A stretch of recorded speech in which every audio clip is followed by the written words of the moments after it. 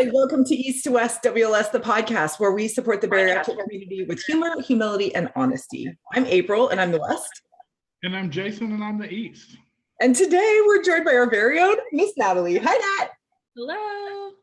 We're super excited that you can join us for these very important episodes. Getting back to basics or really checking in with each other about our progress is just something that we do as friends now. So this conversation is going to be probably a little bit more intimate, but not in a weird way. It's just because we know each other so well and we talk about this all the time. We're always encouraging, we're always uplifting. But to just kind of share with the world what we do on our personal time, I think can be really powerful. And what you guys will see and notice is that what you see on East to West is exactly how we are in real life. So these conversations are meaningful to us, and we hope that you guys can really get something out of them as well. But before we jump right in, I think maybe we should take a hot minute and introduce people. If this is the first podcast that you're listening to for East to West, or maybe you are watching us on our YouTube channel, which we highly recommend you do because we are adorable and very animated, this might be the very first time that you know or find out who we are. So let's just take a hot minute and maybe share with everybody like our 30-second elevator speech about who we are, maybe why we had the weight loss surgery procedures that we've done, and maybe the successes that we've had along the way.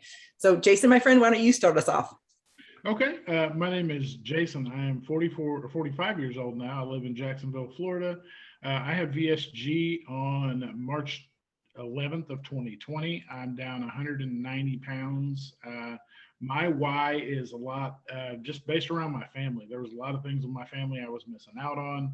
I've got two grandbabies that are 2 and 4, and I knew that at the time I had the surgery that I was going to want to chase them around and be able to do stuff with them, stuff that I feel like I missed out with my kids, when they were growing up due to my size and my limited mobility.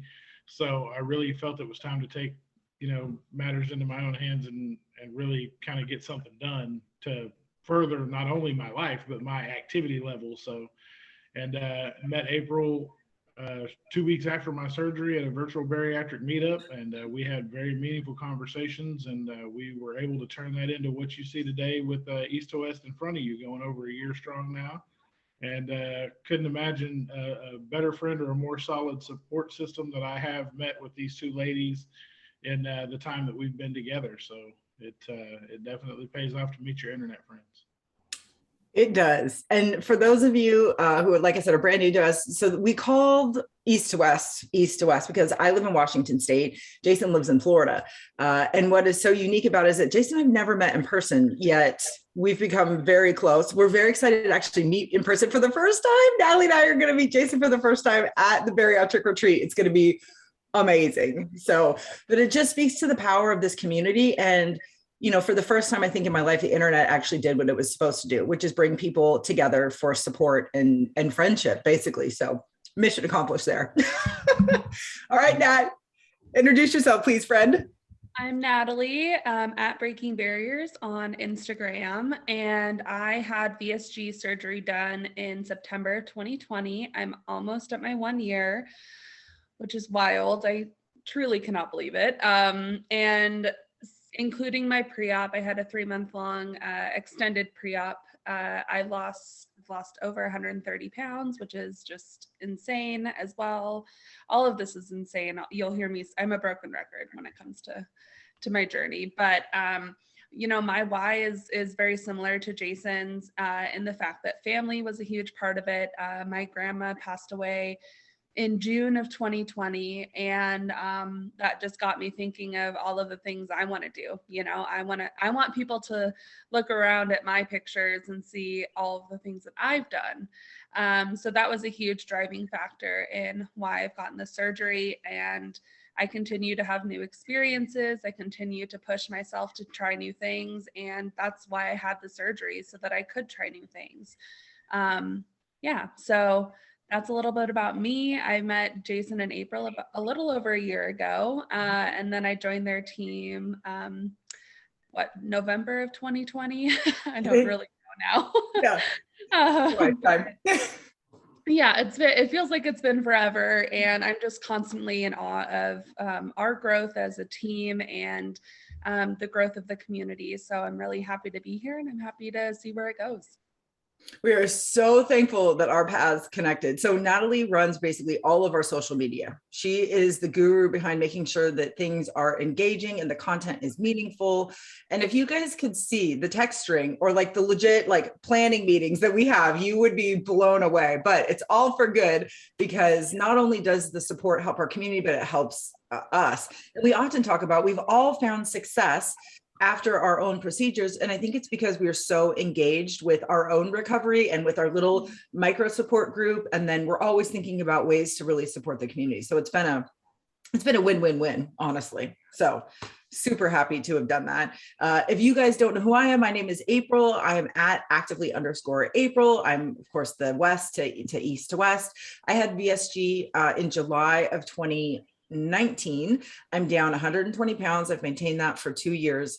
And I just very much enjoy sharing my experience with the community, because I stumble along the way and I need help from the community. And then when I figure something out, I'm excited to share what's worked for me. So it's just been an amazing journey. And really the reason all three of us do this is because after our procedures, we realized there was some holes in the support. Jason and I experienced massive holes. Natalie, I think, experienced very different types of holes, but nonetheless, right, we saw a need in the community. And we're very much the type of people where if we see something that needs to be fixed, we're going to problem solve and find that solution. So we're all very much aligned in our mission to support our community. And the reason that we say we want to support it with humor, humility, and honesty is because if we're not laughing along the way, that's not going to end up well for us, right? We need to find the joy through the muck. We have to be honest in what we're going through. We don't hide or sugarcoat things. We talk often and candidly about those bumps, falling off the wagon, losing our wagon, so to speak. And then the humility part, we are all experts in the patient experience. We are living this with you. But none of us are registered dietitians. We're not surgeons. We're not doctors. We're not therapists. We're just simply patients. We're all professionals outside of the bariatric community, but that humility part really means that we need to connect with experts to make sure we're passing on accurate and valuable information. So many of our podcasts feature these guests within our community. We highly recommend you check out our entire library, because it is literally filled with all of the biggest, like air quotes, most famous people in the bariatric community, because they truly are the experts. So, okay. I think that's enough background for all of us. I think we're good. I think I got it. So today's episode, we're very excited to talk about. We are moving into September. It's like back to school season, and all three of us are feeling called to get back to basics. So this episode is really just going to kind of dive into, what does back to basics mean in general? What does it mean to us? What are we going to be focusing on in the month of September to kind of help us get back on track? And then if you're listening or you're watching and you're just saying, I don't even know where to start, we're going to talk about that too. So if you are struggling, or if you want to start new routines, new habits, if a new basic for you, we're going to give you some pointers about how you can get there. So yeah, I think that's it. Should we just dive in? I think so. Let's do it. All right, you guys, first things first, you guys know we always like to start at the very foundation of what we're talking about. So that means we want to talk about, what are the bariatric basics? So when you hear somebody saying, oh, I'm getting back to basics, what do you think about when it comes to your basics? To me, it's not necessarily like, some people get so overwhelmed with the term, like, start getting back to basics, because they think, oh God, I got to start my liquid diet over again. And it's like, nah, you don't have to go back that far. Like, let's not go too crazy. The pouch reset, I'm going to do it. Like, no, we don't have to do all that. Yeah. You really need to realize that you have a lot more control over your situation now than you ever have. Mentally, physically, like you can do things now. You have the mental capacity to accomplish things now that you never were able to before, because now you have your tool, which is your pouch. You have your tools that you've gained along the way, which is learning how to cope and deal with stressors and things like that, to be able to not just eat your weight in whatever it is, you eat your way to happy. Yep. You don't have to do all that this time. So really, for me, what it is you have to think in terms of, what do I know I can just crush right out of the gate? you go for the softballs, go for the slow pitches. Like that's what you need in your life, because small wins lead to medium wins, lead to big wins, lead to an avalanche of wins. And that's really what we're going for. So for me, I always take the easiest two ways out. I can control how much water I drink in a day. So that's what I'm going to start with. I'm going right back and I'm making sure I get my, everybody knows, trusty blue bottle. So I kill the trusty blue bottle all the time. So I make sure that that is full all the time. I make sure that I drink it completely gone. I mean, I keep on top of that. And my other one has been lately making sure I go to the gym, because I am the world, like I should be a professional negotiator, because I can negotiate myself out of good better than anybody that I know. I could sell a ketchup popsicle to a woman in white gloves, because when it comes to me getting out of the gym, I will find a way. So as much as but what kills me is when I go, I love it. Like my body loves it. Yeah. It craves it. When just the second I start working out, my body's like, "Whoa, let's get it." And I'll stay there for 2.5 hours. Like it's no big deal to me to do that. Yeah. It's just getting there. So those are the two things I know I can control. So that's where I start the most. So once I get those wins out of the way, everything else seems a little less monumental, because once you kind of shorten the stack a little bit, you look at it and go, oh, well, okay. Once I put these things in order, I'll be able to just knock them out one right after the other and we're good to go. So it just takes taking those couple of blocks out of the equation to make things seem a little more palatable. Awesome. I would say mine's very similar to you, Jason. It's how can I take what my surgeon gave me, right? So protein, water, vitamins, and movement. And how can I make those fit for me now at 11 months post-op, right? Like that, how that looked 3 months post-op is not the same as how it looks now. So how can I adjust, those core principles and those core focus groups to fit my life currently? And making those adjustments and being realistic with myself, like I haven't been getting enough water in. I can tell I'm foggy in my brain. I can tell that like my skin is dry. I can tell these things that I haven't been doing. So it's like, same thing. Sure, I can drink coffee, but I better drink 2 of these to supplement that one huge coffee that I drink.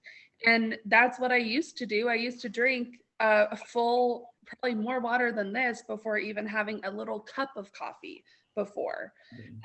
So now it's just adjusting those goals and being realistic with myself and making sure that I can fit those with where my life is currently. You guys both bring up excellent points, right? Because getting back to basics kind of changes based on where we're at in our recovery, either pre or post-op. So acknowledging that things are going to continue to look different as you move out from your surgery is important. And then the other thing that you guys continued, and we always talk about, is when we take a moment to be quiet, our body is telling us things. And if we're not listening to our body, if we are not acknowledging what it's asking for and then working towards giving it what it needs, we could be missing out on some really important data. And we're missing out on allowing our bodies to function at like peak optimal health. And it's difficult to take that time to listen to ourselves because we've never done it before. Yeah. Right. And we can't trust what our body says. We couldn't trust it before surgery. We couldn't trust hunger. We couldn't trust all of these things. So then to ask, bariatric patients to take a hot minute and just listen to what your body is asking you is not only foreign, but it seems downright illogical because we've never been able to trust ourselves before. Mm-hmm. But we can all say that being in, recovery or being so far out from our surgery, that is exactly what we have all done to kind of find success. Mm-hmm. Yeah. So you guys will hear us at East to West oftentimes talk about these 3 pillars of success after bariatric surgery. And we've coined them as movement, mindset, and metabolic wellness. So I just kind of want to break down for our friends what each one of those pillars kinds of mean to us so that we can move forward kind of with the same definition.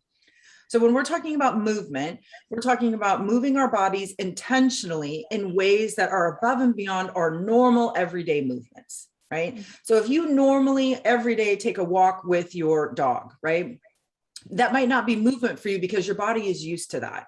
So what we're talking about when we say movement is something that is above and beyond what you normally do. And the really nice thing about our definition of movement is that we know that a lot of people experience limited mobility in our community. So this isn't like you have to get to the gym, do 50 reps of this and run a mile. No, no, no. It's identifying the movement that is correct and accurate and good for you where you're at, and then going just a little bit above and beyond that. So movement is one of those basic things that we need to do every day in our lives to find success. It's part of our pillar. The second thing that we always talk about is mindset, right? So mindset is recognizing how your self-talk or how your old habits, your old stories, your old routines are maybe hindering your progress, and shifting those old stories, those old ways of thinking to a new way of thinking. Right. And that takes a lot of work. We all know how draining that mental work is, that mindset work is. But I think, as all of us can say, that's probably where a bulk of our energy goes in terms of recovery, is the mind. Right. Like, okay, we had surgery on our stomach, but what we really needed it on was on our brain and those pathways and all those things. And there is no surgery for that. That is the work of weight loss surgery, this head work, this heavy lifting that we need to do mentally to get to where we want to be.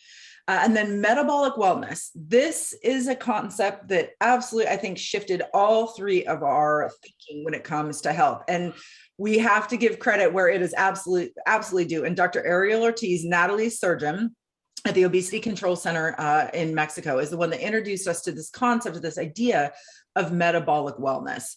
And really what it is most humans, well, not most humans, but humans can meet their demise through metabolic disease. And metabolic syndrome is how you know that you are on your way to metabolic disease. So basically this is like high blood pressure, it's heart issues, it's diabetes, right? It's all of these kind of big things that kill humans. There are these underlying syndromes that lead to these diseases. If we focus on our metabolic wellness, so if we're looking at these metabolic syndromes and metabolic disease and targeting the reason that you get there, you can get to a point in your life where you are metabolically well, which means you're holistically healthy. And the really cool thing about metabolic wellness is it doesn't just focus on your weight. It doesn't just focus on your size. It's looking at your actual health numbers, right? And if we can shift our focus there, it moves away from the scale. So the scale is a component of that, but we all know BMI doesn't seem to be accurate for a lot of us, right?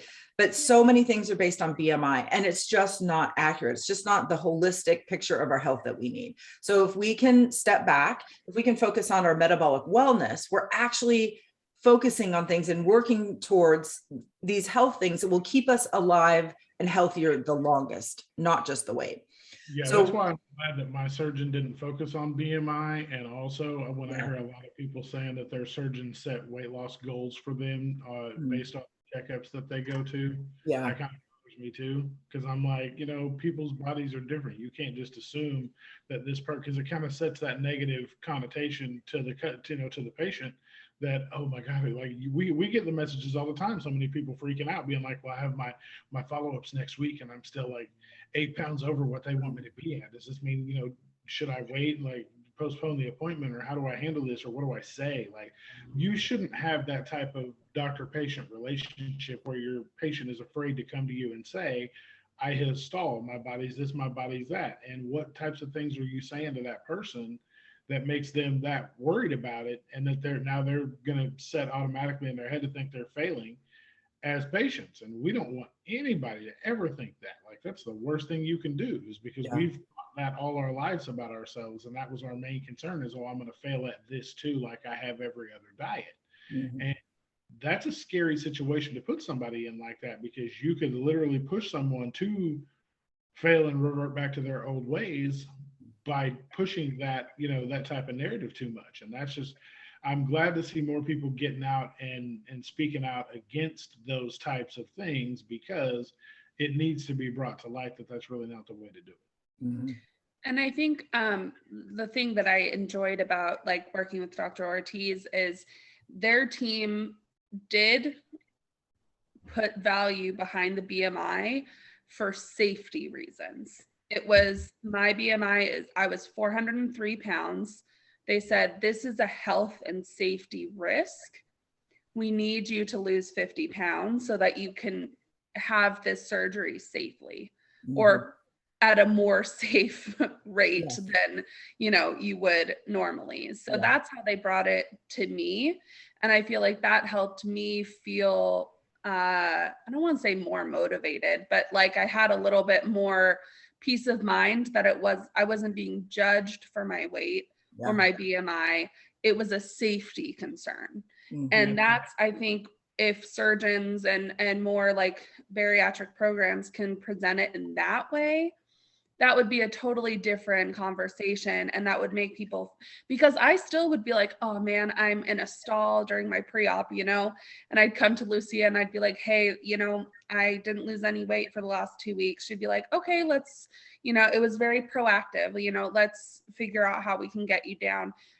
And the underlying reason was not because I was fat or not because I was 403 pounds. It was a safety concern. And that's where I think a lot of other surgeons kind of miss the mark and create that fear instead of working together for your safety.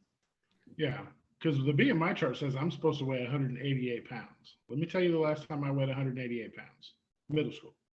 I played football and I did 2-a-days and I was sweating like a dog. And yeah, I was 6'4" or 6'3" and weighed 175 pounds and looked anorexic and sick. And the minute I stopped, so technically I was overweight as a freshman in high school.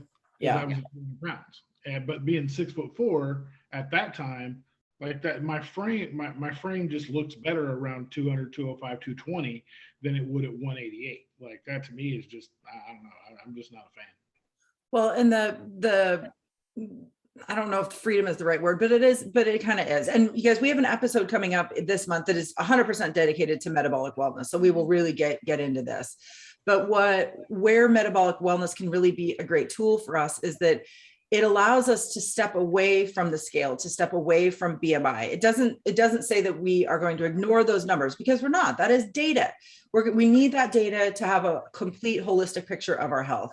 But when we're also looking at these underlying factors that actually lead to an early demise, it's not necessarily BMI and weight. It's a component, but we're talking about insulin resistance. We're talking about blood pressure. We're talking about triglycerides. We're talking about all, diet, carbs, protein, all of these things really go into this big word of metabolic wellness.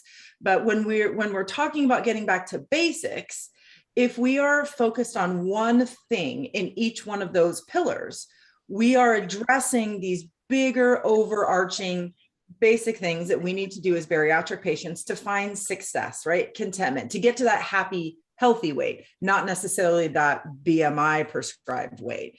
So there's a lot of power in that. There's a lot of freedom, and it gives you, the patient, at least in my experience, it gives me a lot of my own control back, right? Instead of saying like, oh, there's nothing I can do about BMI, or there's nothing I can do. Oh, that's out of my control. No. So everything that I do is actually related to my metabolic wellness. So that gives me back control, which is important because, right, sometimes we just feel like we're a little bit out of control. Right. So what does it mean for you guys then? So in September, all three of us, we are getting back to basics, and we kind of touched on this a little bit, but I want to share with people, what exactly are you going to be doing in September to get back to basics? Nat, let's start with you. Yeah, so for me, it's like I said before, the water intake is huge. I notice a really big difference in just my overall clarity, and my skin feels better, all of that. So drinking enough water, not letting, alcoholic beverages get in the way. I feel like summer, that's been a big deal for a lot of people. Darn Trulies. So that's a big one. And making sure that I'm eating my protein at every meal and snack. So like starting with protein first, and then going for veggies or fruits or things like that. I think I'm such a veggie produce lover that it's like sometimes all I want is like some bell peppers, or all I want are big salad. A salad. Like sometimes I will say people are like, oh, what do you miss from like pre-op? I really do miss just having a big salad. Yes. Like, I'm such a veggie person.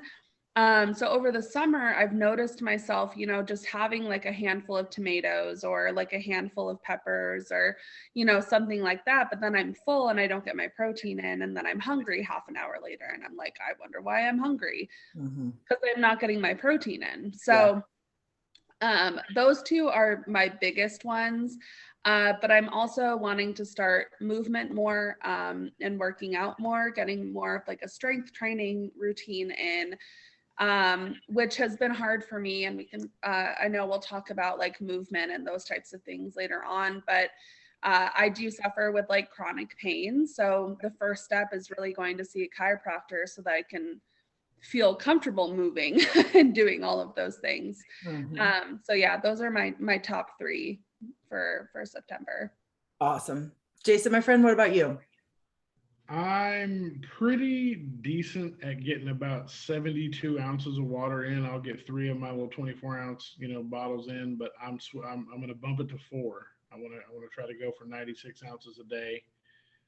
Because even though I don't really feel dehydrated, so to speak, I feel like the more movement I'm adding at the gym and the more I'm doing, I really think I need that additional water in there. Plus, it's going to keep me from feeling as snacky as I have been lately, because that's been kind of creeping back in. So I've kind of been battling that lately.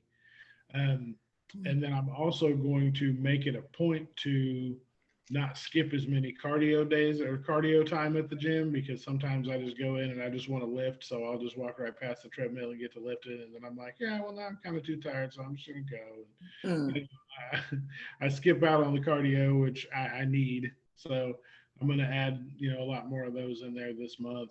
And then past that, I'm really thinking that adding the water is going to cut out a lot of the snacking. So that's really kind of a twofer in that goal. So Yep. You know, and when I think about what it means to be getting back to basics for me, it's really all about, you know, making sure that most or all of the decisions that I make around my nutrition and my health support my goal, my right. I mean, I have a big long-term goal to be 199, not there yet. But it's like, okay, if I want to hit that number, I'm going to have to do something in each pillar every single day. So it really means that every time a decision comes up that's around what I'm eating, what I'm drinking, what I'm thinking, or how I'm moving, I need to make the decision that will get me closer to 199, not away from it. And I understand that there's going to be some times where I'm going to make a decision that does not align with that goal. And I have to give myself the space and grace to go, okay, you made that for a reason.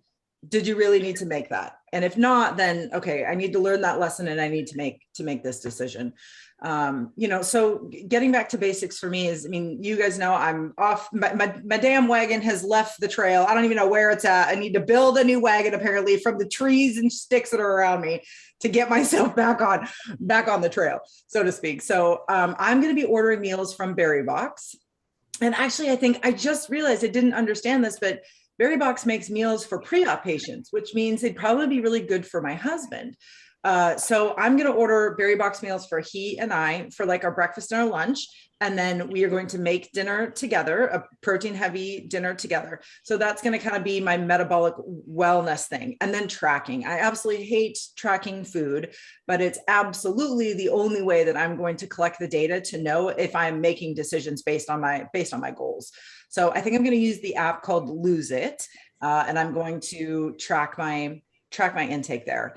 And then I definitely need to move. I have not done intentional movement in a very long time. Not like you. I need to really work on my muscles. That's, I think, where I need to be hardcore. And in fact, maybe all three of us should just be accountability buddies, just doing something, moving and checking in with each other often or daily to make sure that we get that done.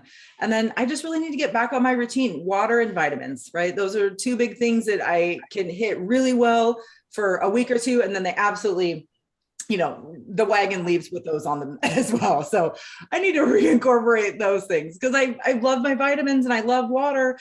I just don't do it. And like you now, I can tell almost instantly when I'm dehydrated, just my skin, I just feel like a dried up prune. I get pruny and peely. And I'm like, why is that happening? And then I'm like, oh, because you've lived off of Trulies for a month. Right. Turns out, even though Truly is made with water, it's not actually hydration, which is just, I feel so Mine is my ice skin. Like I will get all this and this will start like piling up and it starts like I don't even pull it and it just sits there and wrinkles out and I'm like, oh God, I'm like, that's awful.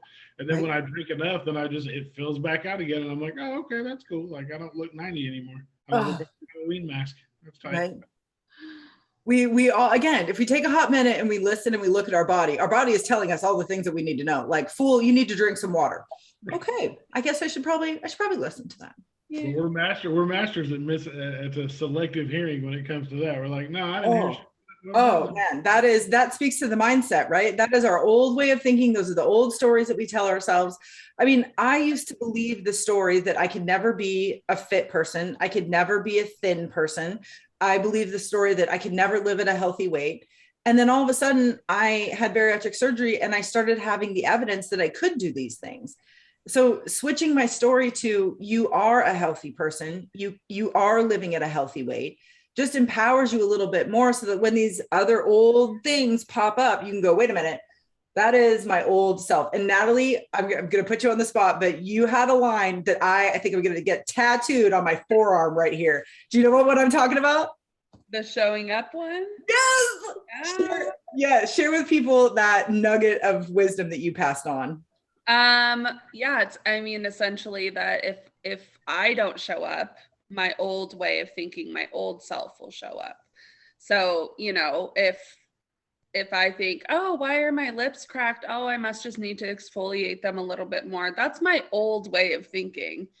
But my new way of thinking is, no, you haven't drank enough water. So now we're going to drink water and that will help. And sure enough, 2 days later, it'll help. But yeah, you just have to show up. It is such a simple sentence or such a simple thought, yet the work that goes into just showing up for your new self is monumental, which is really what this conversation is all about. If your new self does not show up, your old self will. And if your old self is constantly showing up, you are going to weigh what you used to weigh after surgery. You're going to act like you used to act after surgery. Nothing will have in fact changed. You're going to feel like you're living in the twilight zone because you're going to wake up one day and everything is going to be as it was a year ago, 2 years ago. And that's a very dark place. So if you are constantly asking yourself in the moment, is that my new self or my old self? And if it's your old self, you need to do a crazy Ivan 180 yourself out of that thinking, those actions, those behaviors, those routines, and you need to get to your new self because your old self is waiting in the shadows to come back stronger than ever. And it's not that you are not a wonderful person, but that you were a wonderful person before surgery. You were. Your core, who you are in here, that has not changed. But how that core manifests itself to the world does have to change if you want to be a new person. And we understand that it's comfortable there, but post-op, you've got to be comfortable in the uncomfortableness of change because in order to get through the change and come out the other side a changed person, it's going to be uncomfortable. You're going to be unsure about a lot of things, and that's okay because that's what your support system is here for. And you lean on your support system because they're going to help carry you through it when you don't feel like you can carry yourself through it.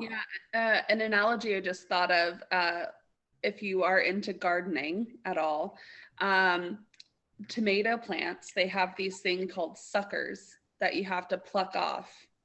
And our old ways of living, our old ways of being are like those little suckers that you got to just pluck right when you see them. You just take them right off. Oh my God, Nat, that's perfect. If you don't, then the fruit's not going to grow as big. It's not going to be as juicy and delicious. You just got to get those little suckers off. Oh my God, I have like goosebumps. That is so smart. And you are so right on so many levels. As soon as you see that, you have to do the work to pull it off and chuck it. Because if you let it sit there and fester, it's only taking away from your plant's success. Same thing with us, right? If we notice something that is sucking our new energy, our new life, moving us further away from our goals, we got to pluck that off and throw it away so that it is not taking anything more from our life. Yeah. Oh my. Sorry, Jason. I think Natalie did you one on this one. Yeah, and that's fine. I love it. Like it's all growth, it's all helping the community. So by all means, please, no thunder stolen here. But honestly, you just have to realize that not everybody's going to be able to come along on this journey with you, and that's okay. You know, that not everybody's going to understand where you're coming from, where you're going to, where you're trying to go, and you know what? That sucks. It's tough. But at the same time, at the end of the day, if they can't get with you trying to do something to better yourself and live longer, then are they really on your team in the first place? Oh my gosh. Trying to talk you out of having a heart transplant. That reminds me, I'm on my phone right now. I'm looking really quickly. I think, Natalie, remember that quote that was shared from the Bariatric Book Club? I think it was by Gwendolyn Doyle, right? And it basically said, like, you know, stop asking directions from people who have never been where you have been. Yeah, where you're going. Oh, yeah. Right. Oh, I found it. Okay, I'm going to share it with you guys. It's a phenomenal quote. It's by Glennon Doyle from the book Untamed. And the quote says, "This life is mine alone. So I have stopped asking people for directions to places they've never been." Boom. Right. And the wonderful thing about this community is that if you are in it and you're connecting with people who are in this community, they have walked where you want to walk, right? Or they are walking this path with you. It is so powerful to rely and find and utilize and access and create for our community, because we are literally helping people along the same road as us. Right. Well, right. And just like there's so many people lately, and it just seems to be a recent trend that really pisses me off, because there's people that get more comfortable with themselves as they, go along their journey, and they're comfortable enough to start posting pictures, and they start selfies because they like what they see in the mirror or the camera or the whatever. And so their feed becomes a lot more active and they start doing more stuff. Well, there are people out there like myself whose page is their page. They don't have a separate surgery page, post-op page, whatever. They just use their regular page to communicate, because you should be able to do that. There shouldn't be any shame in doing that. And I've seen a lot of people do it and get shit for it from normal people in their lives from before, that they've had in there since, before Bria, that are like, oh, you're just Hollywood now. So you just take selfies all day. That's all you do now. You just post pictures of yourself all day. You're kind of full of yourself, aren't you? Fucking ain't right. I'm full of myself. I earned this shit. Like, you know how long I looked before and hid from the camera. If I look good like today and I want to take a picture, like, yeah, I'm going to take it. I'm going to post it. You don't like it? Unfollow, get out. Like, I don't care. Yep. Like, people have to get comfortable in knowing the fact that not everybody's going to come with you. And that's okay, because those people that aren't cheering for you are never going to cheer for you. Those are the people that are going to be secretly wishing that you fail at this shit. And you don't need them on their whole, like April said, she lost her wagon, they're bogging your wagon down. Mm-hmm. You'd be able to move a lot faster if you cut the dead weight off. As Natalie just said, you got to pluck off those suckers. Mm-hmm. Right. Well, and it's such this can be a very difficult place for us, because you're damned if you do and you damned if you don't. Right. So these are the people who would have never said anything to you when you were at your highest weight, but yet they want to say something to you when you're doing something about it. It goes back to that outsider syndrome, which we have an entire episode on. Right. Because when you make such drastic change, now all of a sudden you're putting the change back on other people, because you're saying, well, if I can do it, you could do it. And those people are not ready or don't want to or whatever, right? That's not your place to say. But by you making change, it's going to trigger other people's emotions. But we know why only 30% of the people who undergo bariatric surgery make it publicly known. It's because of the shame, the guilt, these conversations, these comments, all of these things feed into that. And it's why bariatric surgery has kind of remained in the dark ages for so long. That's why people still to this day say it's the easy way out, or they discount your weight loss because you didn't do it the natural way. I don't even know what we could devote 8 episodes to just that in itself. But right? The important thing about this community is that there are people who are walking it with you, and however you want to participate in it, however you want to be involved with it, you get to do so because you are in the driver's seat of your own journey.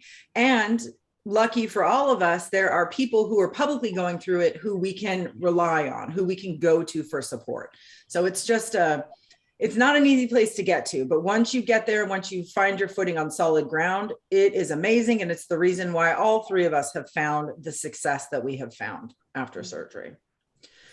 All right, my friends. So I would love to let people know if they follow us on social media, what are they going to see, and how are we going to show the world that we are focusing on getting back to basics, right? So like, what if people want to check in with you, how are they going to know that you are focusing on your basics? What will they see? For me, I'm going to have to start getting more active on my stories when it comes to checking in at the gym, making sure I'm moving like I'm supposed to, and with doing water checks as well. Those are the two things I'm going to focus more on. And I'm really going to try to get out of my head about running at the gym, because I really am I've had a fear of running on a treadmill since I was going to the gym when I was heavier before, because I was heavy enough to stop the belt when I was walking. We talked about this. Yeah, we talked about this. And I'm like, I'm not about to be on ridiculous. You're not about to catch me on camera falling off the treadmill. Like, not today, because there's water fountains behind those treadmills, and I'm not going to fall off the treadmill, knock a water fountain off the wall. No. So I'm like, I really feel it, because normally when I'm on the treadmill, I'm at like 3.7 miles an hour just walking anyway, because I got long ass legs. But it wouldn't take much more than that to get like a little jog going. And I'm like, yeah, I really feel like I want to sometimes, but I'm like, nope, not today. So I really think I'm going to push myself before the end of September to actually run on the treadmill. So awesome. Okay. So people can check in with you on your personal page, which is at the _Smithsonian_. They can check you out there, and you'll be posting updates on East to West. I will. Mondays and Thursdays are my story days. I've been slacking this morning because I had to get up and go straight to the doctor this morning for my little checkup. So I'll check in a little bit later today. I'll jump on there. You're gonna get an email from our social media manager. Just FYI. Yes. My little reminder, like, hey, dummy. Hey. Jason, it's your day. Oh God, I love it. Hey, now, what about you? What will our friends and followers see you doing? Well, I'm hoping to post more about my meals and my snacks. Maybe not doing like every single meal or every single snack, but posting more about what I'm eating, just to keep myself more accountable. I have been starting to post more about different meals that I'm having and things like that, especially on my stories. But also same thing as Jason, just checking in with water, making sure I show you guys that I am drinking water on my stories and everything, because sometimes I feel like you look at my stories and you don't know that I'm a bariatric patient. And I'm a little embarrassed of that. So just being more transparent and like showing you guys what I'm eating and everything like that. But also I have my first chiropractor appointment today. So very excited for that. I'll post not like a review, but just about my experience and how I feel. And hopefully just to keep you guys updated about my workout journey, my fitness journey, posting more about that. Really hoping that, getting this chiropractor stuff under my belt will just really make me feel better to actually want to go to the gym. Mm-hmm. Agreed. Well, and we were recently recording, and I think Jason said we were talking about the perfect bariatric patient. And at East to West, we acknowledge we are all the perfect bariatric patient. We are all enjoying life. Sometimes we eat foods that fall outside of our guidelines. Sometimes we eat a lot of food that falls outside of our guidelines. Sometimes we really, really enjoy food. And that is normal. That's natural. That is where we're trying to get to. So the fact that we are all trying to do all right, this is a very holistic picture of our lives as a bariatric patient. So many people think that you don't enjoy food, you stop eating, no drinking, no fun. after bariatric surgery. We're here to tell you that it's absolutely not the case. We constantly are having fun, and sometimes it involves food, sometimes it involves alcohol.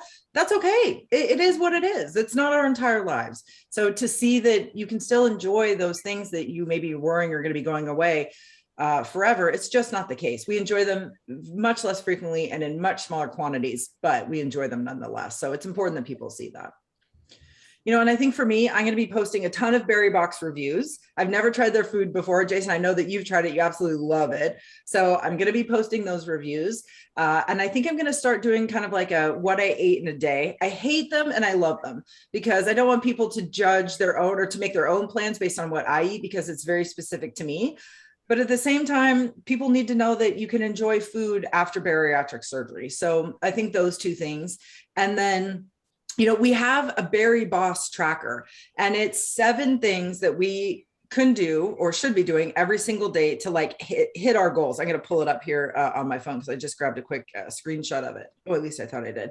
But it's basically like you get in 80 ounces of protein, you're getting in like 100 ounces of water, you're taking your vitamins, you're moving your body, you're practicing gratitude.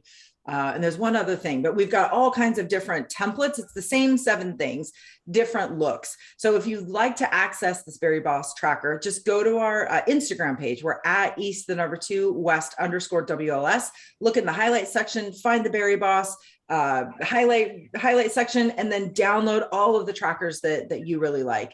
So I think I'm going to be doing that, posting those, checking in with that, and just being more open about what I'm struggling with and what's working well. So I think kind of the same thing, right? We're all just going to be a little bit more public about what we're doing. We're going to be, you know, sharing, you know, trackers and things that we're doing and the food that we're eating and the movement that we're doing. We're going to be sharing it with the public. And I think that's awesome, right? People, that's a really great way to show people what we're doing to get back on track.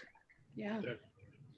So last question that I have for us is, if someone is struggling with getting back on track, or if they are new to new habits, new routines, new stories, where do you recommend they start? How should they get back on track or find the track and stick to it? Nat, why don't we start with you? What do you recommend? Just start. Like I could say, oh, you should start with your water, or, oh, you should start with this, but that's for me, you know, that's how I'm starting. I just think starting is the biggest step. So even if you stumble, even if you say, okay, I want to start with water, and that first week you don't hit your water goals, okay, so keep going, you know, just start and just try and keep that momentum going, because you're going to stumble. It's not a habit right now, so it's not going to be easy. And I think like many other people, I get in my head about starting, about what that looks like. Mm-hmm. And it literally is as simple. I know, April, you talk about Nike, right? Like, just do it. Just do it. Just start. Just start it from where you are right now. Just do it. And I think that mindset for me is really helpful. I get in my head about, well, how am I going to do it? And what is my plan? And what does this look like? But it's like that, none of that matters if you fill up your water thing. Yes. That's it. Just fill up your water vessel and drink it. Like, it's very simple. Just start. Yeah. It'll take you less time to fill your water cup than it will to think of all the reasons why you can't start and do the things and be in your head. If you just tell you what, while you're over processing all of that information, start the water and fill up the cup. When the cup full, then you start drinking it and you'll quit thinking about it, and then you'll be good to go. Yeah. Such a good point. So, well, and Natalie, you recommended Everything is Figure Outable, that book by Marie Forleo. Yeah, you and Steph and Katie all recommended me that book. And it is such a powerful tool that has really helped me just kind of get out of my head. And one of the lines that really stood out in that book, is I've heard it a million times, but however she presented it helped it stick in my brain. But everybody's a beginner at everything. Right? Like, children don't pop out of the womb and run a marathon. It takes years and practice and stumbles and scrapes and bruises along the way, but walking is worth it to them. So they figure out a way to walk. And it's just like us, right? We need to figure out a way to find success after a bariatric surgery. There's a lot of things that go into that, but we can focus on one of those areas and do that one thing until it's mastered, and then, right, keep chunking off the list. Mm-hmm. So Jason, where do you recommend people start? Much like Nat, just whatever is comfortable for you, because just because water is comfortable for me and that doesn't mean it's going to be comfortable for you. You may need to start with tracking on paper. You may start with tracking in your phone. You may start with whatever is going to get you to start. Whatever you picture as an easy win for you is what you need to start with. But yeah, just literally just get up and do it one day, because so many people get, like I said, get tripped up about failing or, messing up or doing whatever. Just start and start again and keep starting over again. It doesn't matter how many times you restart. What matters is you're truly only a failure at this when you stop trying. If you give up and just say, well, screw it, I'm just going to go back to how I was living before. I'm going to gain all my weight back. It's fine. I can't do this. This is not for me. Whatever the phrasing you give yourself may be, that is the only time you truly fail at this journey. Because you will slip, you will stumble, you will trip, you will fall. However you want to describe it, it's going to happen. And you have to know that it's okay for that to happen. You just have to pick yourself back up and keep moving. If your goal this week is to do one thing 5 days in a row, and you have to restart that shit every day, 5 days in a row, guess what? That's the same thing as doing it 5 days in a row. Mm-hmm. You made the determination to start again the next day, You're still doing it. It's just you have to learn, maybe that second week is when you start following through on all 5 of those days. It may take 2 weeks. Who knows? But as long as you show up every day and try to do it, like Nat says, that keeps the old you from showing up. And that's all you've got to do is show up for yourself, make the determination that you're going to do better, and just do it. Yeah. Yep. Mine is, again, very similar. I mean, clearly we are all on the same track, but it's worked for us. So that's why we kind of share the same information. For me, if I'm feeling overwhelmed, I make a list of all of the things that here's the list of all the things that I need to do. And then from that list, I will go through and I'll highlight 3 or 5 things that are like, okay, these are the top things that I need to do to get the results, right? These are the biggest bang for the buck. And then out of that very condensed list, I will pick one. And I will normally pick the one thing that's going to be the easiest for me to do, right? And that normally is vitamins or water, right? So, okay, I'm only going to focus on this one thing for this week, and I'm going to do it every single day. And if I miss a day, then I need to ask myself, why did I miss that day? Why did I not hit my goal this day? And then I need to either tweak my system, my routine, my mindset, and keep trying these things until I can hit that goal consistently for weeks or months at a time. And then I will not add in another thing until I've mastered that, right? So sometimes just making that list, triaging it, picking the easiest thing first is the best way to just get rolling into our into our basics, right? Our new habits, our new routines, our new mindsets. Yes, there's a lot to do. You don't have to do all of them to win. You need to pick one and just focus on that. Get those easy wins so that you can move on down the list. Well, it's a time frame. Like, you have to think about, like, for myself, I had 44 years of doing it the wrong way. I'm 18 months post-op. I'm a toddler at post-op. So I got to give myself a little slack to not freak the hell out because I haven't learned how to master this shit in 18 months. Like, no, nobody knows how to do that. Like, when you've trained yourself for so long, because it's literally what you've done. You've trained your brain, your body, your system. Like, all of your systems are trained how you've trained them for however long it was before you had surgery. So, don't be so damn hard on yourself. I mean, I know we're used to being hard on ourselves as bariatric patients. That's what we do because we're worth it. We're never, we're never smart enough, good enough, skinny enough, cool enough. Like, that's just how we grow up. And we have to get out of that way of thinking, and that's going to take some time. So just please allow yourself, like April says, the space and the grace to get there, because you're not going to learn it overnight. You didn't get big overnight. You're not going to get small overnight. No, we want to believe that we should be experts the first time we try something.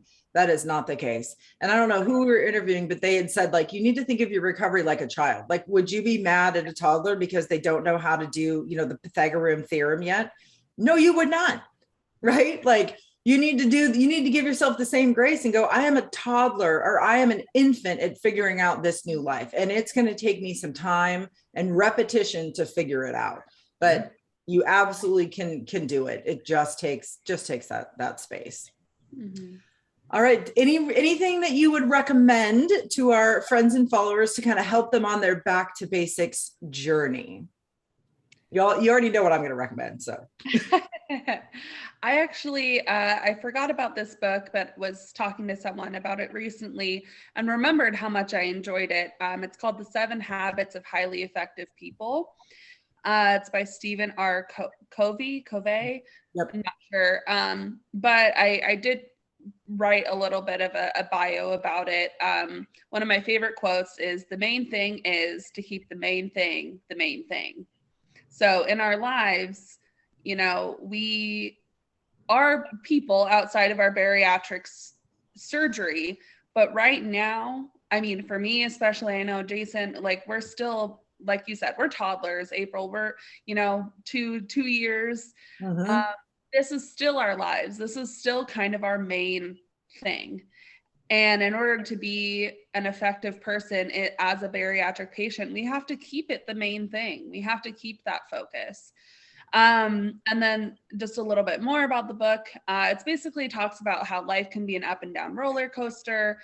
And the simplest things tend to be really overlooked, like water, like vitamins, those basic things. But those are really the things that we need to be focusing on. I think the overall theme of the book is that prioritization is really crucial. Mm-hmm. And that really woke me up, because what are we prioritizing, right? When I'm out with my friends, what am I prioritizing? Am I prioritizing junk food and alcohol, or am I prioritizing my health and my connection with people?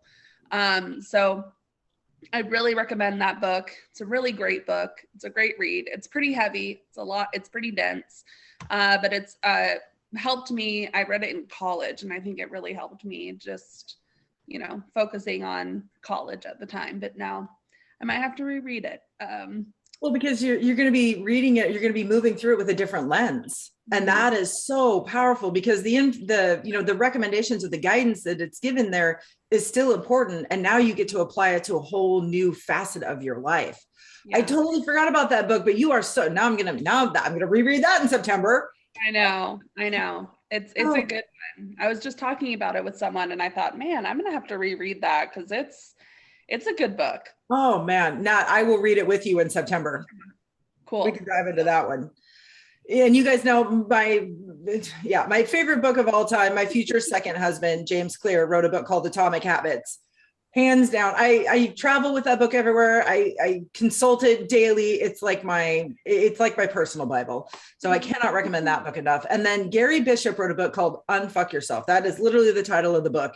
One of the best, hands down book. I mean, I think if I was going to make a stack, my recommended stack would be Atomic Habits, Unfuck Yourself. Now, Marie Forleo's Everything is Figure Outable. And then, 7 Habits. Oh my God. Duh. I can't believe I forgot that book. So that is absolutely a recommended, resource for me. Jason, my friend, do you have any recommendations for people?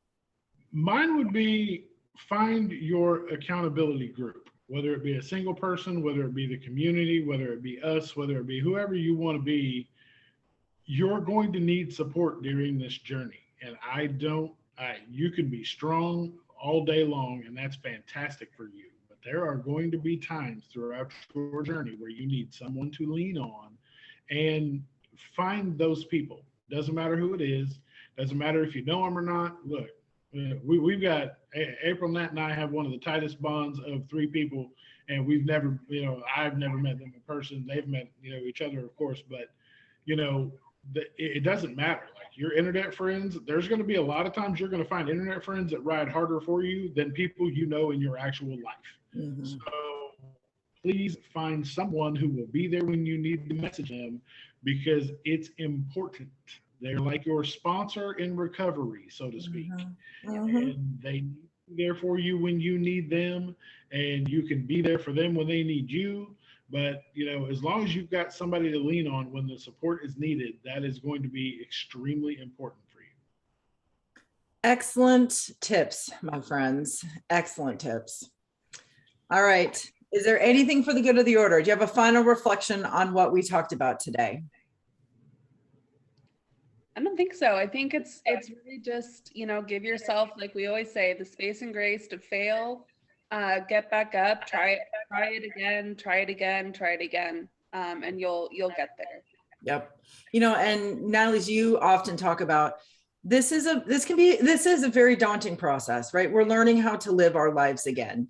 But we really need to take bite-sized chunks, find the time to reflect, find the time to be grateful, and know that, this journey is a lot like trying on new clothes, right? When you're looking for that perfect outfit, you might go to multiple stores, you might try on multiple outfits. You're going to keep trying things on until you find the perfect outfit.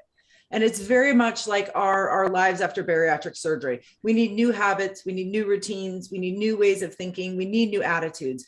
And we have to try on these habits and routines and stories and attitudes until we find the one that fits us perfectly. So do not be afraid to try a new routine and tweak it if it doesn't work, right? To try a new mindset, tweak it until it works. That's what we have to do to find that one that is just right for us. And that can feel like failure, but we're here to tell you it's not. It's you learning what is the best for you. It's you finding that perfect outfit. As we always say, it's finding that perfect recipe that you are happy with and that you can stick with for a very long time. That's what the name of this game is all about. So don't be afraid of all those things. We're here to tell you we're doing the work with you. We're surviving it, and you can too. In fact, we're thriving doing the work, and you can thrive too. Absolutely. All right, my friends, I think we did it. Very excited to share this information with our community. And I'm feeling even more motivated just like talking with you guys about it, because this is literally how I get jazzed up about doing some hard work ahead of time. Nat, let's take our listeners out of this episode with telling them about an awesome opportunity we have called Shout Out Sunday. Yeah, so every Sunday, Sunday is my favorite day. If you don't follow us on Instagram, I say that every single Sunday. It's my favorite day of the week because we get to shout out all of you guys, the people that support us every single day. There's over 10,000 of you now on Instagram, which is insane. And that is our moment to really reflect and give our gratitude and support you guys with your very own post. You can send us a picture, a little bit about you and your journey, and we just get to highlight you as our community. So if you'd like that, it's totally free. You don't have to be a patron. All you have to do is go to the link in our bio or go to east2westwls.com. Scroll down a little bit. You'll see our Shout Out Sunday submission form. Fill that out to the best of your abilities. I will edit it a little bit and then post your photo with it as well. And it is quite literally one of my favorite days of the week because I get to know you guys. I get to know you and your journey, and I get to highlight you all. It doesn't matter what part of your journey you're in, pre-op, post-op, yep. We've done all of them. So if you want, please send it to us and we will make sure you get on there. Yep. And it's a celebration. This isn't about vanity. This isn't about anything else other than celebrating you and the work that you have done. It's not a paid thing. It's just literally, we want to celebrate you. Help us celebrate you. Yes. It's first come, first serve. So I literally just go down the line. I schedule you out. Not paid, nothing. Just want to support you guys, support our community, and have other people learn about you as well. It's awesome. Definitely check it out. The other super cool thing that we do here on East to West is that you can leave us a voicemail that we can then incorporate into our podcast episodes. It is so cool, you guys. It can literally be you shouting yourself out, shouting other people out. You can pose a question. If you're struggling with something, you can let us know, but you can leave us a voicemail. straight from your phone, and then we can incorporate them into the podcast. So to do that, just head to our podcast homepage, and that's anchor.fm/east2west WLS. And then you'll see a little option right there to leave us a voice memo. Absolutely do that. And Jason, what's the other way that people can support us? By liking, sharing, subscribing, leaving us reviews on your favorite podcast player, on YouTube, on all those things. We appreciate all the ones that we've got so far. They've been amazing. They've really helped spread the word about what we're doing here and try to get the word out to as many patients as possible, because there's 10,000 of you, and that is amazing, but there are many more out there that need the help just like you guys have gotten. So you guys spreading the word and sharing our information has helped grow that, and we appreciate that. We wouldn't be able to do what we were doing without you guys, and we appreciate that. You help us as much as we've ever helped you, and we want you guys to continue to know that. And at the end of the day, just remember, you've got this, we've got you, and we'll see you next time. Awesome. Thanks, guys. Bye.